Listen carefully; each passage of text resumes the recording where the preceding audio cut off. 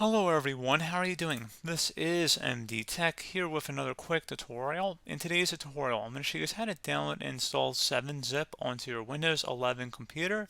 So this should be a pretty straightforward process, guys, and without further ado, let's go ahead and jump straight into it. So first thing you want to do is open up a web browser. Doesn't matter which one, but for today's tutorial, we're going to open up Microsoft Edge. And you want to search in Google. You want to go ahead and look for 7-zip and just hit enter. Just download 7-zip. And one of the best matches should be from the 7zip.org webpage up here. So go ahead and select the download button. You can go directly to their main page. It'll just take you here. And then you would select the download button. Or you can go right here on the main page too. You can see the layout is very easy to understand.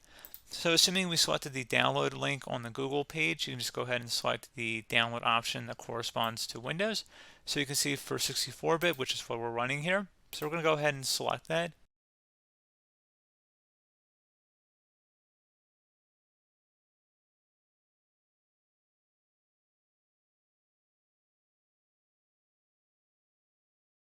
And it's not a very big download file here. It shouldn't take very long to download. And once it's done downloading, go ahead and open it up to run it. Select yes if you receive a user account control prompt. You can change the destination folder if you so choose. Otherwise, go ahead and select install.